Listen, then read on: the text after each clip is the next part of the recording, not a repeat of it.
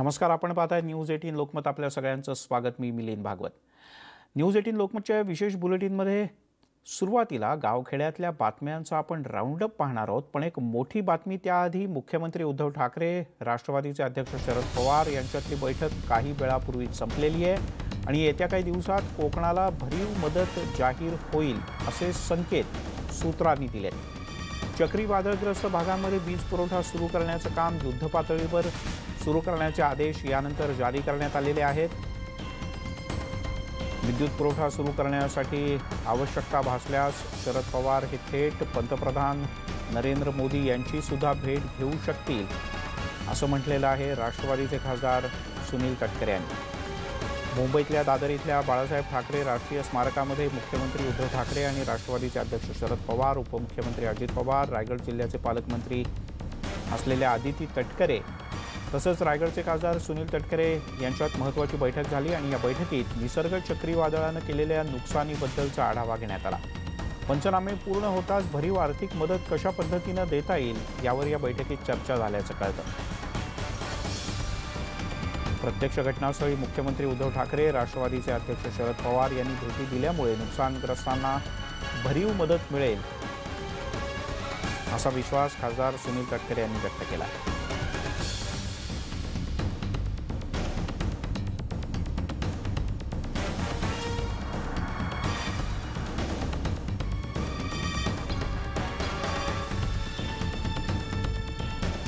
दरम्यान विधानसभेतले विरोधी पक्षनेते देवेंद्र फडणवीस हे 2 दिवसांच्या कोकणाच्या दौऱ्यावर आहेत. निसर्ग चक्रीवादळानं नुकसान झालेल्या भागाची त्यांनी पाहणी करायला सुरुवात केली आहे. सकाळी त्यांनी नागाव आणि रेवदंडा या भागांना भेट दिली आणि इथल्या काही बागांमध्ये जाऊन काही नागरिकांची घरी जाऊन भेट घेऊन त्यांनी नुकसानग्रस्त भागाची पाहणी केली.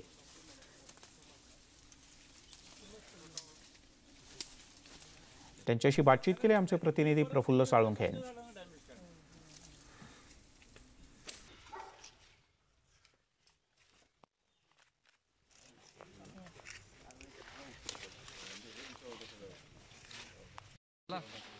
प्रचंड नुकसान कोकणात झालेलं आहे. काय मी आता अलिबाग, चौल वगैरे या सगळ्या भागात जाऊन आलो आणि त्या ठिकाणी मोठ्या प्रमाणात वाड्यांचं नुकसान हे अत्यंत मोठ्या प्रमाणात झालेलं आपल्याला पाहायला मिळत आहे.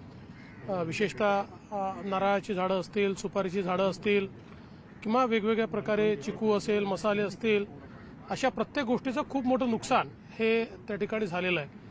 आणि सगळ्यात महत्त्वाचं असं आहे की हे नुकसान होत असताना आता त्या ठिकाणी झाडं पडलेली आहेत, ती बाहेर काढणं हे फार कठीण काम आहे, ती कापणं हे फार कठीण काम आहे.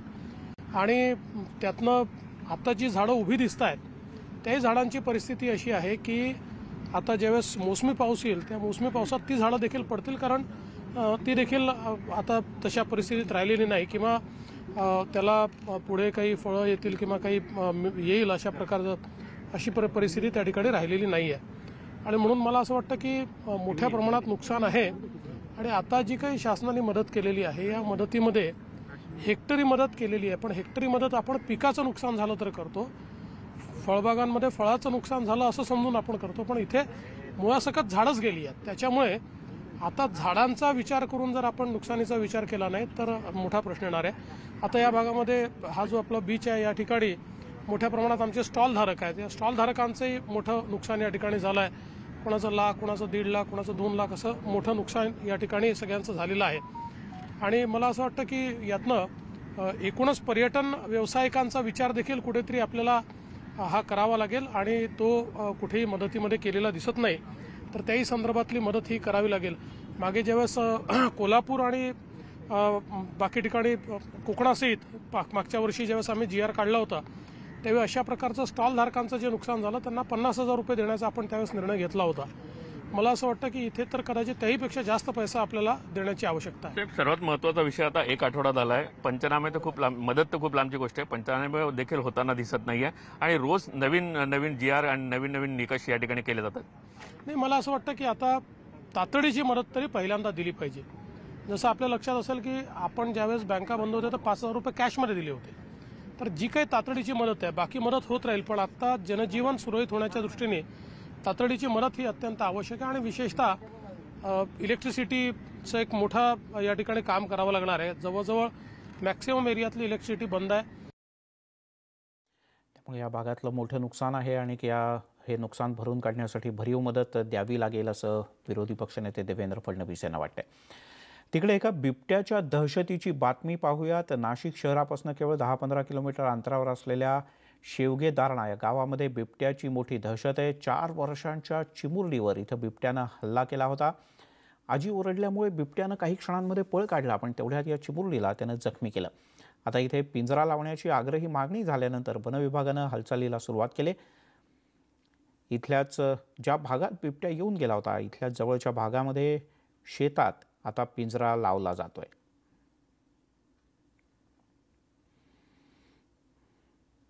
नाशिक शहर आणि तालुक्यामध्ये बिबट्याचा धुमाकूळ सुरू आहे. दरम्यान हा बिबट्या अजून कैद झालेला नसल्यानं लोकांमध्ये काहीसं भीतीचं वातावरण आहे. तिकडे बुलढाण्यात गेल्या 3 तासांपासून बिबट्याची ग्रामस्थांसोबत झुंज सुरू आहे.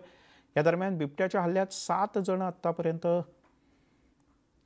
जखमी झालेत. पण दरम्यान नाशिकमध्ये जी स्थिती आहे त्याचा आढावा घेतला आमच्या प्रतिनिधीनं. नाशिक आणि संपूर्ण तालुक्याच्या परिसरामध्ये गेल्या काही दिवसांपासून मोठ्या प्रमाणात बिबट्याची दहशत जी आहे ती पाहायला मिळते. आणि एकूणच आता या बिबट्याच्या दहशतीचा एक परिणाम आपल्याला पाहायला मिळालेला आहे. काल नाशिकच्या या शिवगे दारणा परिसरामध्ये ही जी चिमुकली आहे समृद्धी नावाची, हिच्यावरती बिबट्याने हल्ला केला आणि या हल्ल्यामध्ये ती जखमी झालेली आहे. तिच्या आजीच्या डोळ्यात आपल्याला आता ह्या क्षणाला देखील अश्रू पाहायला मिळत आहे. खरं तर तो प्रसंग त्या आजीकडनंच आपण जाणून घेऊया. अतिशय भीतीदायक असं हे रात्रीचं अंधारातलं चित्र होतं. त्या आजी आपल्यासोबत आहे. आजी, काय सांगाल, काय रात्री घडलं तुमच्यासोबत? ते इकडून असंच वाघ आला, मी एवढं पोर खेळत होती, तिकडून आला तसं त्यानं झाप मारली तिकडून, तसं तिला खाली पाडलं. ती गागून उठली जोरात, गागून उठली तशी मग मी पाहिलं तिकडे ना, तर त्या वाघानं लगेच माझ्यावर अजून वर हे केलं, झाप मारायचं, डरकाळी फोडली. डरकाळी फोडल्यानंतर मग मी पुरीला तसा पाय धरला, तसं तिला घरात फेकलं आणि माझी मी जोरात गागली. मग इडले मळ्यातले सगळे लोक गोळा झाले आणि मग तिला दवाखान्यात नेलं. मला काहीच समजलं नाही. परत काय रात्री काय घडलं दीदी तुझ्यासोबत?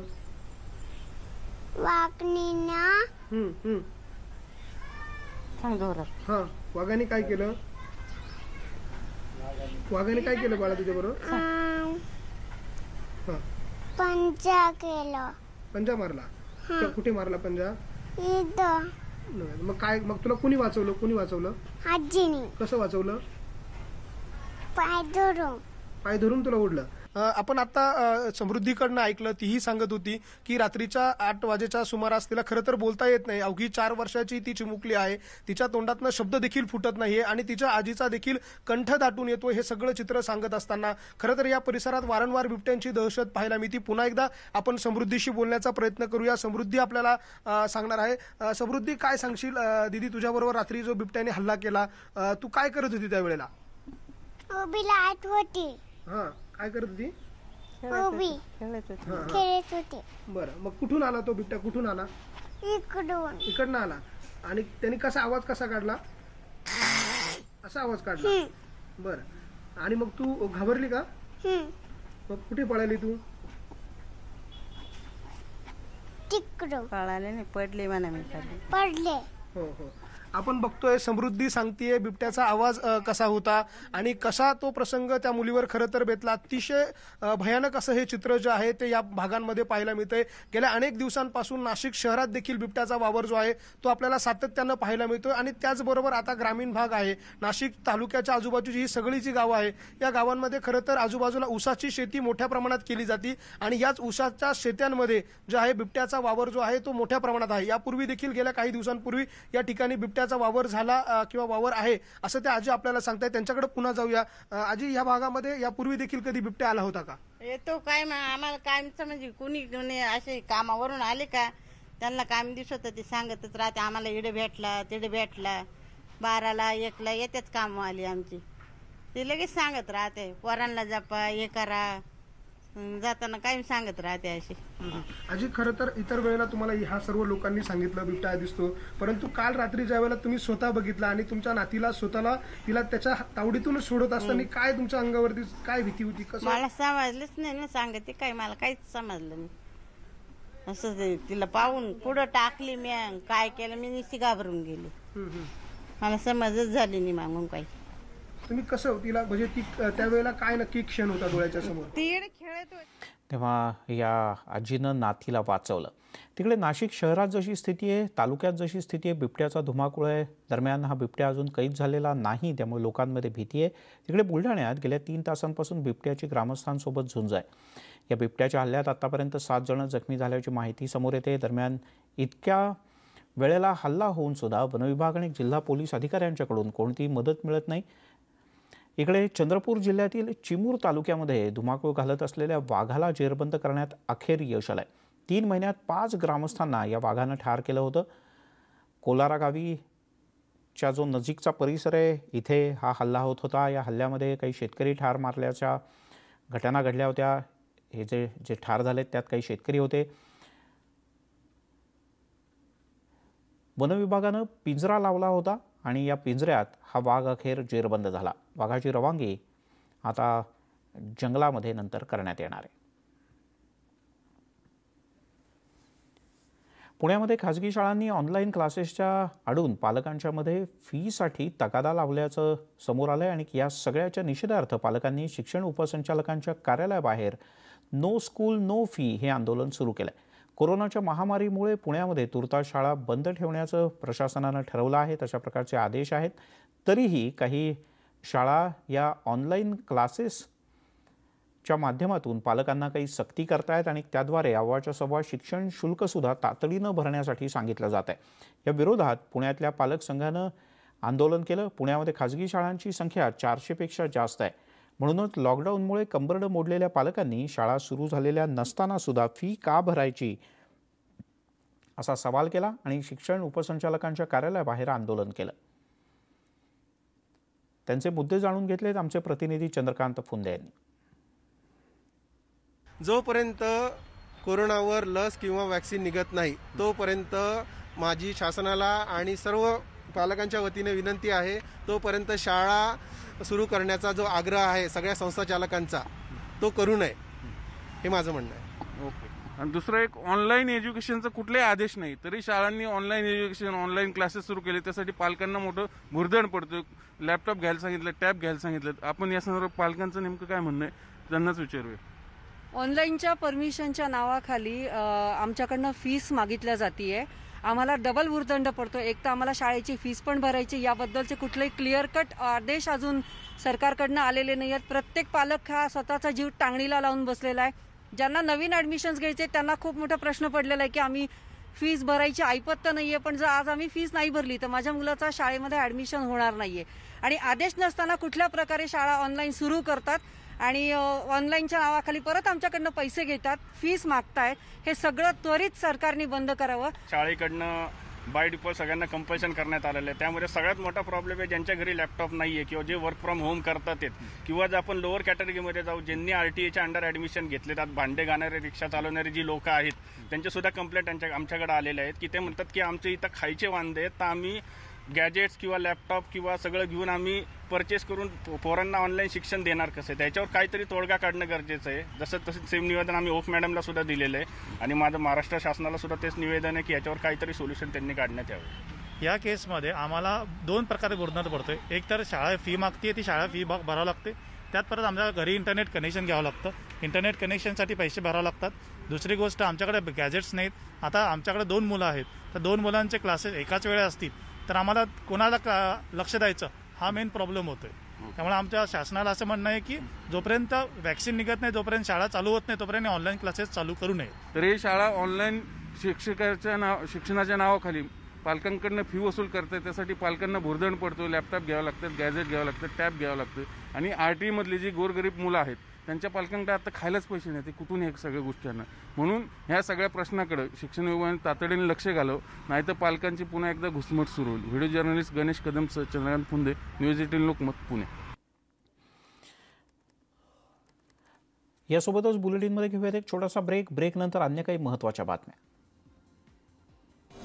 आपण पाहताय न्यूज 18 लोकमत. औरंगाबादमधील दुहेरी हत्याकांडाचा छडा 36 तासात पोलिसांना लावण्यात अखेर यश आलं. पोलिसांनी आरोपींना बेड्या ठोकल्या आहेत. चुलत भाऊ आणि मेहुण्यानं या दोघा सख्या बहीण भावांचा खून केल्याचं प्राथमिक तपासात समोर आलंय.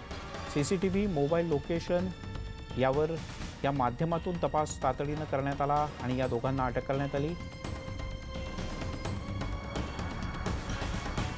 सोन्याची चोरी केली जात होती, म्हणजे घरामध्ये चोरी केली जात होती आणि त्यावेळेला या बहीण भावांनी ते पाहिल्यानं या बहीण भावांची हत्या करण्यात आल्याचं समोर आलं आहे.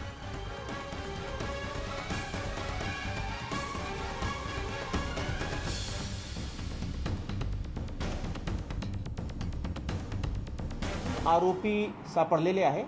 एकाचं नाव आहे सतीश कालूराम खंदाडे आणि दुसरे आरोपी आहेत सतीशच्या सख्खा मेहुणा अर्जुन देवचंद राजपूत. ह्यामध्ये आम्ही वापर करण्यात आलेले हत्यार आणि इतर वस्तू त्याबद्दलची पुढची तपास आमचे चालू आहे आणि आज आम्ही कोर्टामध्ये ह्यांना पुटअप करून PCR वगैरे घेऊन पुढची तपास करणार आहोत. यासोबतच बुलेटिनमध्ये घेऊयात एक छोटासा ब्रेक. सर्व प्रकारच्या ताज्या अपडेट्ससाठी news18lokmat.com या आमच्या वेबसाईटला लॉग ऑन करा. फेसबुक आणि ट्विटरवर आम्हाला फॉलो करा.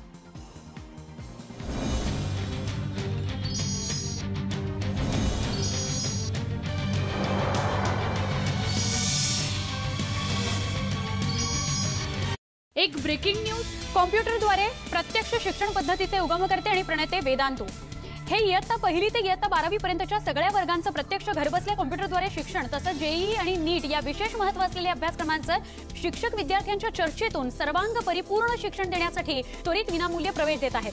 हे सर्व शिकवलं जाणार आहे ते अनेक वर्षांचा अनुभव असलेल्या भारतातील सर्वोत्कृष्ट शिक्षकांकडून ज्यांना दर्जेदार आणि उच्च शैक्षणिक पार्श्वभूमी आहे. वेदांतू वेव्हचं पेटंट प्लॅटफॉर्म शिक्षकांना लाईव्ह क्विज, लीडर बोर्ड आणि हॉटस्पॉट चालवण्यास नुकतंच सक्षम करत नाही तर ऑनलाईन शिक्षणाला फार आकर्षक बनवतात. तर भारताच्या सर्वोत्कृष्ट शिक्षण मंचात विनामूल्य प्रवेश मिळवण्यासाठी वेदांतू ॲप त्वरित डाउनलोड करा. लग्नाचा विचार मनात आला तर कदाचित .com नाही शादी.com वर या. आता मराठी शादी.com वरील फ्री ऑफर्स संपणार आहेत काही दिवसातच. आजच रजिस्टर करा. वुहान ते व्हाईट हाऊस, प्रवास कोरोनाचा, बदलत्या राजकारणाचा, कोरोनाच्या मगरमिठीत अवघं जग कोंडीत, जगाची खबरबात अर्ध्या तासात. दररोज संध्याकाळी 5 आणि सकाळी 9:30 वाजता जगाच्या पाठीवर फक्त news18 लोकमतवर. प्रायोजक Infratech, prime plots and land experts. Germs आणि व्हायरस पासून कसं वाचायचं? सिंपल, मॅजिकने. आधी पाणी, मग पावडर, शेक करा आणि गोदरेज प्रोटेक्ट मॅजिक तयार. भारतातला सर्वात किफायती हँड वॉश, रिफिल फक्त 15 रुपयात. पहले दांतों की सफाई, फिर मसूड़ों पे मसाज. भूलना मत, मसूड़ों में जान तो दांतों की शान. यही है वीको की पहचान. 5 वाजता देश विदेशातील कोरोनाचा आढावा जगाच्या पाठीवर. 5:30 वाजता भारतातल्या कोरोनाची खबरबात कोरोना 50. 6 वाजता चांद्यापासून बांद्यापर्यंत महाराष्ट्राच्या कानाकोपऱ्यातल्या कोरोनाची प्रत्येक अपडेट. गावखेड्यातील कोरोना पहा फक्त news18 लोकमतवर. प्रायोजक Infratech, prime plots and land experts. बस जगते आहे फक्त तुकड्यांवरी. तुकड्यांवर जगणं थांबवा. घ्या Saffola masala oats. Whole grain oats, high fibre, खऱ्याखुऱ्या भाज्या आणि स्वादिष्ट मसाल्यांची जबरदस्त टेस्ट. सफोला मसाला ओट्स, मजेदार खा, पोटभर. सर, आम्ही चक्क तुम्हाला बटाटा वडा खाताना बघतोय. माझ्या आवडीचे चमचमीत पदार्थ मी नेहमी खातो. तरी इतका फिटनेस. तिरुमला ऑइल. तिरुमला असेल घरी तर फिटनेसची चिंता don't worry. Tirumala oil by the Kute group, keeping mankind happy.